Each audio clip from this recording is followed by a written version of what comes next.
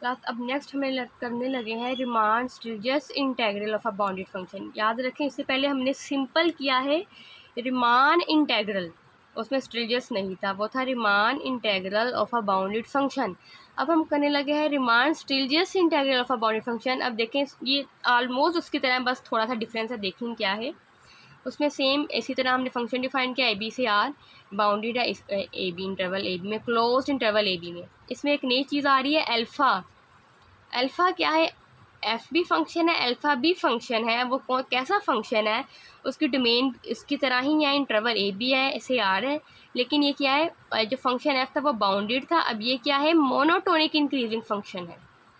ठीक है, अब मोनोटोनिक इंक्रीजिंग का आपको पता है क्या होता है। ठीक है, एफ जो है वो बाउंडेड फंक्शन है, अल्फा जो मोनोटोनिक इंक्रीजिंग फंक्शन है, और पार्टीशन हमने दोबारा से ली, बस इसमें सिर्फ मोनोटोनिक इंक्रीजिंग फंक्शन अल्फा का एक एडिशन हुई है। बाकी पार्टीशन ली इंटरवल ए बी में से, उस पार्टीशन को हमने ऐसे डिफाइन किया। हाँ, और पार्टीशन हमने डिफाइन करनी है, पहले हम जो पार्टीशन डिफाइन की थी डेल्टा ऑफ एक्स आई से की थी, अब यहाँ पे डेल्टा ऑफ अल्फ़ा आई से हमने डिफाइन करनी है पार्टीशन। ठीक है, alpha i is equal to alpha of, पहले हम सिंपल क्या करते थे, simple x i minus x i minus one करते थे। हमने alpha of x i minus alpha of x i minus one करनी है पार्टीशन इसके, हाँ, या डेल्टा इसका डिफरेंस। तो यहाँ पे क्या, delta of alpha is greater and equal to 0 और x i is greater and equal to x i minus one and alpha is monotonic increasing. अब देखें, since function is bounded on interval, so on interval x i minus one x i least, अगर bounded है तो वही बात सारी repeat हो रही है, लीस्ट अपर बाउंड और ग्रेटर लोअर बाउंड एग्जिस्ट करेगा इंटरवल ए बी में, और इसका जो सब इंटरवल आ रहा है, इसकी जो पार्टीशन आ रही है उसमें भी। इसी तरह हमने स्मॉल एम कैपिटल एम, ये सारी चीज़ें डिफाइन कर दी। इंटरवल इनके आपने देख लेनी है, जब मैं पहले भी डिस्कस कर चुकी हूँ। इनको हमने डिफाइन करना है लोअर रिमान, पहले हमने लोअर रिमान इंटेग्रल डिफाइन किया था और अपर रिमान इंटेग्रल डिफाइन किया था। वो क्या था? Simple L P F. अब मैं डिफाइन कर रही हूँ लोअर रिमान स्टिल्जियस इंटेग्रल या फिर अपर रिमान स्टिल्जियस इंटेग्रल, तो इसलिए मैं यहाँ पे एक एडिशन कर रही हूँ L P F alpha, you P F alpha. ठीक है, समेशन आपकी आई इक्वल टू 1 से n, इसकी टर्म वही है, उसमें डेल्टा ऑफ एक्स आई था, इसमें डेल्टा ऑफ एल्फ़ा आई। ठीक है, तो ये आ गया लोअर रिमान स्टिल्जियस इंटेग्रल, और ये आ गया capital M I delta of alpha I, आ गया कार्ड अपर रिमान स्टिल्जियस सम। सम की बात हो रही है, ये भी इंटेग्रल नहीं है, ये सम है। इसी तरह अब ये भी आपको पता है m is less and equal to m i is less and equal to capital M i is less and equal to capital m. दोनों तरफ हमने डेल्टा ऑफ अल्फ़ा, हर तरफ हमने चारों साइड में डेल्टा ऑफ अल्फ़ा ऐड किया, फिर बाद समेशन ऐड की, और फिर इसमें से कॉमन लिया। ये चीज़ जो है इसके इक्वल है, इसकी जगह मैंने एल पी एफ अल्फ़ा लिख दिया, इसकी जगह मैंने यू पी एफ अल्फ़ा लिख दिया, ये देखिए।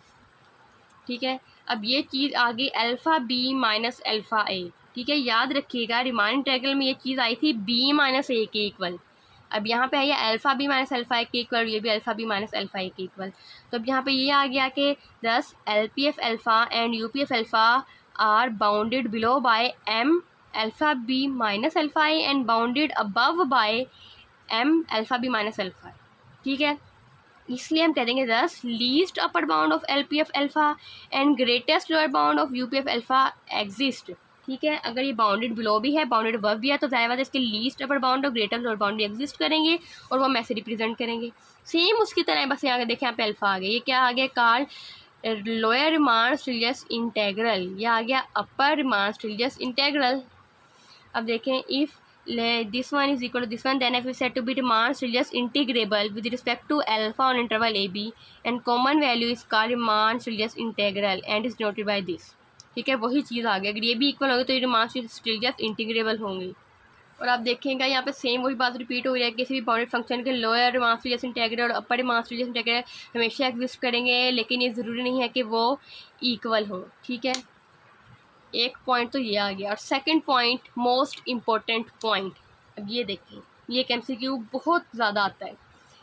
If we put alpha x is equal to x, ठीक है, अगर हम रिमान स्टिल्जियस इंटेग्रल में, ठीक है, जो कि ये बन रहा है ए से b f of x d of alpha x, d of alpha x, या फिर जैसे ये कह लें ये लोअर रिमान स्टिल्जियस इंटेग्रल है और ये अपर रिमान स्टिल्जियस इंटेग्रल है। मैं आपको यहाँ पर दोबारा से लिख के भी दिखा देती हूँ, ये देखिए यहाँ पे है इंटेग्रल ए से b f of x d of alpha x, ठीक है, ये किसके इक्वल है? Least upper bound of L P F alpha into x. जैसे एफ ऑफ एक्स या एल्फ़ा ऑफ एक्स ये है, और ये जो चीज़ है ए से b f of x d alpha x is equal to greatest lower bound of L P F of x and alpha of x.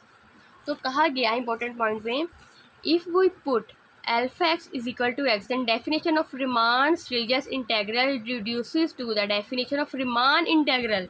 देखिए कहा है कि अगर हम एल्फा एक्स को is equal to x put कर दे इसमें, रिमान स्ट्रेलियस ये है हमारे पास, मैं यहाँ पे लिख देती हूँ रिमान स्ट्रेलियस इंटेग्रल, ठीक है। और कहा है कि अगर इस रिमान स्ट्रेलियस इंटेग्रल में मैं alpha x is equal to x put कर दूँ तो क्या होगा? देखें, ये ए से बी आया, एफ ऑफ एक्स डी है, पहले मैं यहाँ पे पुट करूँगी, अल्फा एक्स की जगह मैंने सिंपल एक्स पुट किया है, d of x is equal to least upper bound of L P F of x, इसकी जगह मैंने क्या पुट कर दिया? सिंपल एक्स पुट करूँगी, ठीक है। तो ये क्या डेफिनेशन, अब सिंपल एक्स है तो फंक्शन एक्स है तो इसको यहाँ पे डिफाइन करना एक ज़रूर, एक्स जो है वो एक स्पेशल फंक्शन नहीं है। अल्फ़ा तो हमने कहा था एक फंक्शन है, लेकिन एक्स यहाँ पे फंक्शन नहीं है, तो इसको हम ऐसे भी लिख सकते हैं। तो ये क्या डेफिनेशन बन गई हमारे पास? रिमान इंटेग्रल की डेफिनेशन बन गई ना, रिमान इंटेग्रल।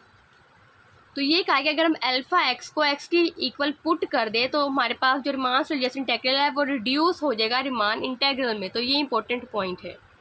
तो देखिए यहाँ पे लिखा गया thus Riemann Stieltjes integral is always Riemann integral, कि जो रिमान स्ट्रेलियस इंटेग्रल होता है वो हमेशा रिमान इंटेग्रल तो होता ही है, क्योंकि हम इसको इजीली रिमान इंटेग्रल में रिड्यूस कर सकते हैं अल्फा एक्स को एक्स इक्वल पुट करके। ओके, नेक्स्ट ये रिफाइनमेंट और कॉमन रिफाइनमेंट की डेफिनेशन है जो आप कर चुके हैं।